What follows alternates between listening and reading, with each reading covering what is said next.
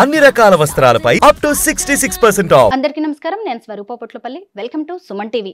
Kerala nurse Nimisha Priya మరణ శిక్ష రద్దయిందంటూ sudden గా వార్తలు వచ్చేశాయి. అయితే దీని మీద యెమెన్ ప్రభుత్వం నుంచి తమకు ఎలాంటి ఇన్ఫర్మేషన్ అందలేదని భారత విదేశాంగ శాఖ స్పష్టం చేసింది. గత 20 రోజులుగా కేఏ పాల్ యెమెన్లో ఉండి అక్కడి వారితో చర్చలు జరుపుతూ ఉన్నారు. అయితే ఆయన ప్రయత్నాలు ఎంతవరకు ఫలించవచ్చు?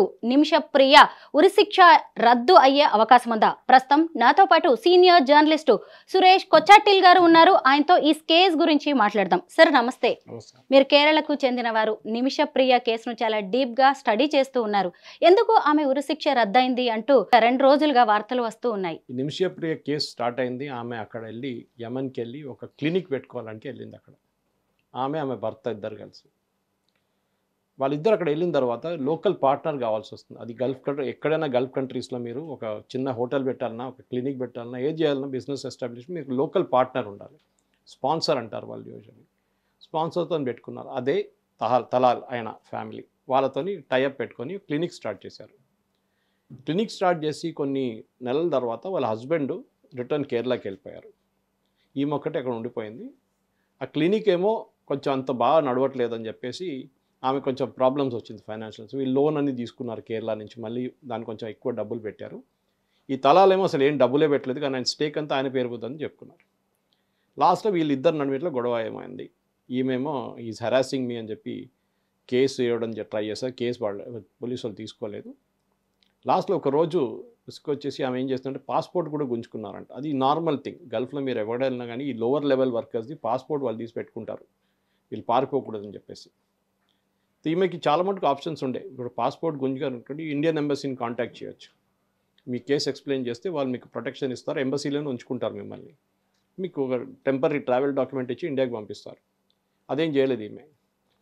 నెక్స్ట్ డే చేసిందంటే ఒక రోజు ఇట్లనే ఆయనకి he was a slightly drugs తీసుకుంటున్న మనిషి ఉండే ఆయన తలాల్. ఆయనకి ఒక నర్స్ కదా, అనస్థీషియా లాంటి ఒక డోస్ ఇచ్చింది. కానీ ఆ డోస్తో ఆయన ఇంకా ఈ వాజ్ పర్ఫెక్ట్లీ ఓకే అనమాట. ఎందుకంటే డ్రగ్స్ తీసుకున్న మనిషి. సో ఏంటి అని చెప్పి ఇట్లాంటి ఇంజక్షన్ ఇచ్చిన తర్వాత కూడా మస్తు తిరుగుతున్నాడు అని చెప్పేసి ఇంకోసారి ఇచ్చారంట. సెకండ్ టైం ఇచ్చినప్పుడు ఓవర్ డోస్ అయిపోయింది, అది చనిపోయారు. సో దానికన్నా ముందు ఒక బ్యాక్ స్టోరీ ఉంది. ఈమెని ఒకసారి జైల్లో కూడా వేసారు అక్కడ. అంటే ఈమె కేసు ఒకటి హెరాస్మెంట్ కేసు వేసినప్పుడు ఈమె పోలీస్కి వెళ్తే వీళ్ళు తలాలు ఉల్టా కేసేసి ఈమెను జైల్లో వేయించింది కొన్ని రోజులు. అక్కడ లోకల్ ఒక జైలర్ని కలిశారు. ఆ జైలర్ ఏమన్నారంటే ఇట్లా హెరాస్ చేస్తున్నాడు ఈడంటే, ఒక పని చేయండి, వాడిని ఫినిష్ చేసేసండి, బాడీ నేను చూసుకుంటా అని చెప్పారంట. కానీ ఈ న్యూస్ చనిపోయిన తర్వాత ఆయన కాంటాక్ట్ చేసి ఆయన నాకు తెలియదు అని చెప్పేశారంట. సార్ మీరేమని చేసుకోండి అని. సో అక్కడ ఇంకో నర్స్ ఉండే, ఇంకో ఆమె యెమెని, ఆమెని కాంటాక్ట్ చేసి ఆమెతో హెల్ప్తో ఈ బాడీని 140 ముక్కలు చేశారు. చేసి దాంట్లో పెద్ద బ్యాగ్లో వేసి దాన్ని పక్కన ఉన్న వాటర్ ట్యాంక్, తాగే నీళ్ళ ట్యాంక్లో వెళ్ళి పడేశారు. పక్కన ఎంప్లాయీస్ ఉంటారు చాలామంది పనిచేసే డిఫరెంట్ కంపెనీస్లో. దాని తర్వాత ఆమె ఒక నెల కనిపించకుండా పోయింది. దాని తర్వాత వీళ్ళు మిస్సింగ్ కేసు వేసిన తర్వాత లాస్ట్లో ఆమె అరెస్ట్ చేయబడ్డది. ఆమె అక్కడి నుంచి ఏదో 100 కిలోమీటర్ల దూరంలో ఉన్న చిన్న టౌన్లో దొరికారు ఆమె. ఇది బ్యాక్గ్రౌండ్ కేసుకి. ఎందుకంటే ఇది ఎందుకు చెప్పానంటే, డెత్ సెంటెన్స్ ఎందుకు చేశారు, అది రివోక్ చేస్తే ఇప్పుడు ఆలోచించండి. ఇప్పుడు కేరళలో కూడా చాలామంది అడుగుతున్న ప్రశ్న ఇది. ఇట్లాంటి చాలా కేసెస్ కేరళలో కూడా జరిగింది. ఓకే, ఒక అమ్మాయి వాళ్ళ భర్తను చంపేశారో లేకపోతే ఇంకొని చంపేశారో, అక్కడ ఏం అడుగుతున్నారంటే ఆమెకి ఉరిశిక్షను ఇవ్వాలి, ఆమెను ఇడవకూడదు అని చెప్పి అక్కడ లోకల్స్ గొడవ చేస్తున్నారు. వీళ్ళేమంటున్నారు కొంతమంది అంటే, అక్కడ ఆలోచించవు, ఆ ఫ్యామిలీ సంగతి ఆలోచించండి. ఈమె ఆయన చంపేశారు, మీరు ఆమెను రిలీజ్ చేయమంటున్నారు, వాళ్ళ ఫ్యామిలీ సంగతి ఏంటి? మీరు ఇక్కడేమో ఒక మాట అంటున్నారు, అక్కడ ఒక మాట అంటున్నారు. కాన్సెప్ట్లో షరియాలో ఒక కాన్సెప్ట్ ఉంది, బ్లడ్ మనీ అని చెప్పేసి. మనకు తెలిసి ఉంటుంది. అంటే కొంచెం డబ్బులు ఇస్తే వాళ్ళు ఇడిసిస్తారు. దాంట్లో కూడా మనం మర్చిపోతున్న ఏంటనేది, ఉరిశిక్ష ఉంటే ఉరిశిక్ష ఒకటే క్యాన్సిల్ అవుతుంది, జైల్ టర్మ్ క్యాన్సిల్ కాదు. దేనికన్నా ముందు ఐ థింక్ దుబాయో లేకుంటే షార్జాలో ఎక్కడో ఇండియన్ ఇట్లనే ఆయన మర్డర్ చేసిన తర్వాత వాళ్ళ ఫ్యామిలీ ఫస్ట్ ఒప్పుకోలేదు. తర్వాత 45 కోట్లు ఇచ్చి వాడిని ఉరిశిక్ష నుంచి బయటికి తీసుకొచ్చారు, డెత్ సెంటెన్స్ క్యాన్సిల్ చేయించారు. కానీ ఆయన ఇప్పుడు కూడా జైల్లో ఉన్నాడు. 19 years, 20 years సెంటెన్స్ ఉంది. 19 years కంప్లీట్ అయింది, నెక్స్ట్ ఇయర్ రిలీజ్ అయిపోతాడు.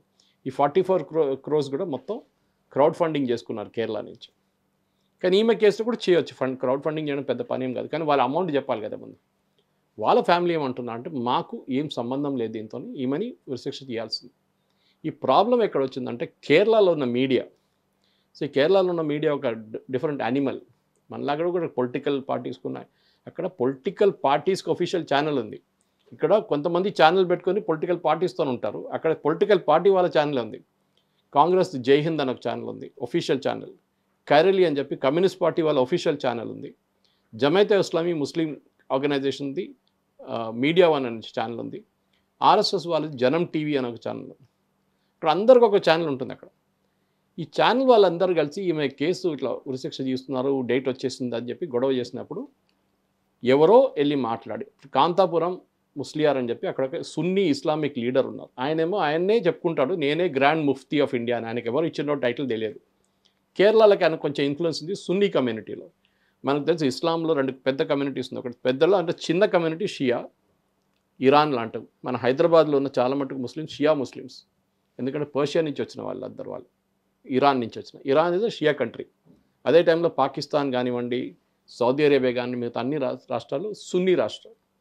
వీళ్ళకి స్టార్టింగ్ నుంచి ఒక గొడవ ఉంది. ప్రాఫిట్ తర్వాత వచ్చిన దాంట్లో ఒక డిఫరెన్స్ ఒపీనియన్ ఉంది, ఎవరు లీడర్షిప్ యాక్సెప్ట్ చేయాలి ఇస్లాం అని చెప్పి. అక్కడ మొదలైన గొడవ అది. Anyway that is nothing to do with the case. ఈయన సున్నీ, ఆయన యమన్లో పరిపాలిస్తున్న గవర్నమెంట్ని అక్కడున్న రెబెల్ వాళ్ళు డిస్పోజ్ చేసేసారు. ఇప్పుడు మనకు తెలుసు హూతీస్ అంటారు వాళ్ళని. హూతీలో ఇజ్రాయెల్ మీద ఫైర్ చేస్తూనే ఉంటారు. ఇరాన్ వాళ్ళ ప్రాక్సీ వాళ్ళు.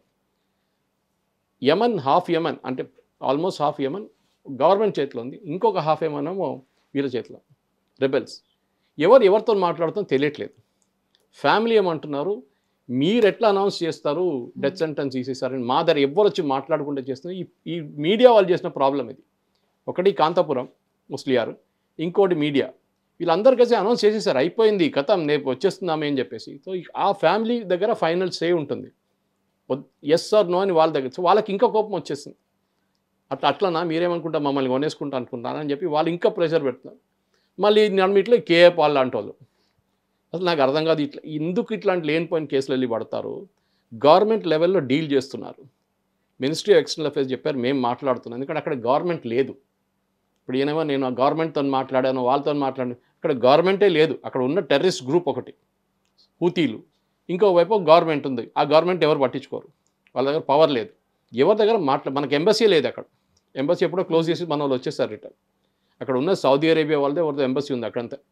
మనం వాళ్ళతో మాట్లాడుతున్నాం త్రూ. కానీ ఫ్యామిలీ ఏం చెప్పకుండా అక్కడ ఏం చేయలేరు మీరు. ఎంత మనలాగా జ్యుడిషియల్ సిస్టమ్ లేదు అక్కడ. సుప్రీంకోర్టు, హైకోర్టు 2-3 కోర్టులే ఉన్నాయి. అది కూడా అంతే షరియా కోర్టు. వాళ్ళొకసారి మాట చెప్పేసి అయిపోయింది ఫైనల్, ఇంకేం చేయలేము మనం. కూల్గా గవర్నమెంట్ ఆఫ్ ఇండియాని డీల్ చేయకుండా, వాళ్ళని క్వైట్గా డిప్లొమాటిక్గా చేయకుండా, వీళ్ళు కాంతాపురము, కేఏ పాలు వీళ్ళందరూ క్రెడిట్ తీసుకోవడానికి వెళ్ళి చేశారు ఇదంతా. నిన్న సాయంత్రమే పెద్ద స్టేట్మెంట్ వచ్చేస్తుంది, అయిపోయింది, ఆమె క్యాన్సల్ అయిపోయింది, మొత్తం తీసేశారు, ఇక ఆమె వచ్చేస్తుందని చెప్పేసి ఎవరో ట్వీట్ చేశారని చెప్పి ఏఎన్ఏ వాళ్ళు ట్వీట్ చేశారు. ఏఎన్ఏ ట్వీట్ చేసుకొని కాంతాపురం ఆఫీస్ ఏమో దాన్ని పెద్ద న్యూస్ చేసేసారు. మళ్ళీ ఆ ఫ్యామిలీ గొడవ చేస్తున్నారు. ఇప్పుడు మాకు డెడ్ లైన్ ఇవ్వండి, ఆమె ఎప్పుడు ఉరిశిక్ష చేస్తారని చెప్పండి, మేమైతే పార్డన్ చేయం ఆమెని, అయిపోయింది.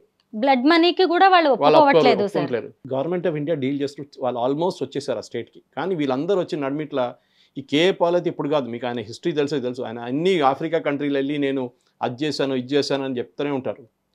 సో ఆయన క్రెడిట్ ఆయన తీసుకుంటారు. ఇక్కడ ఇది వల్చర్ టూరిజం అంటాం మన ఇంగ్లీష్లో.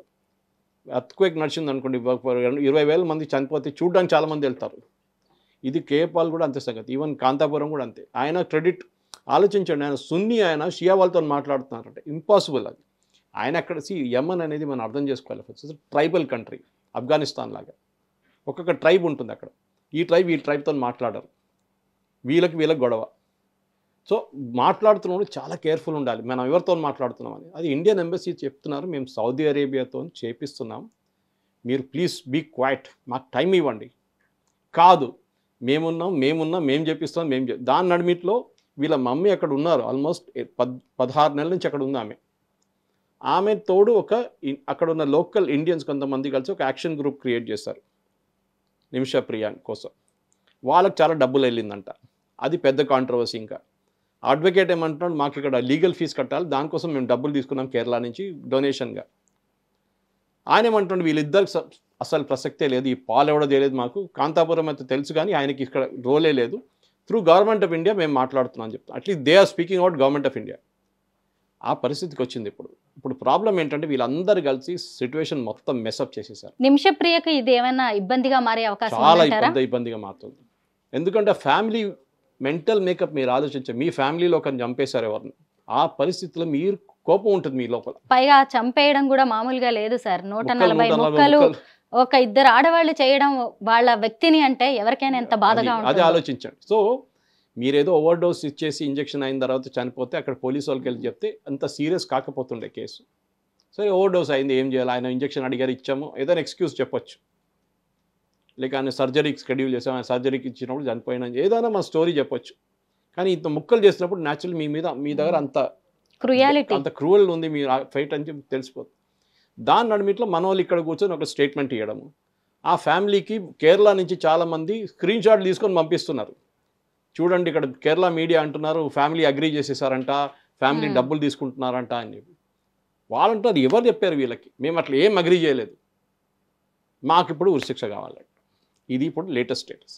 అవును సార్, నిమిషప్రియకి మొత్తానికి అందరూ చేసి ఆమె మీదకి ఇంకాస్త ఇబ్బందికర పరిస్థితులు అయితే తీసుకొచ్చినట్టుగా కనిపిస్తోంది. Thank you so much sir.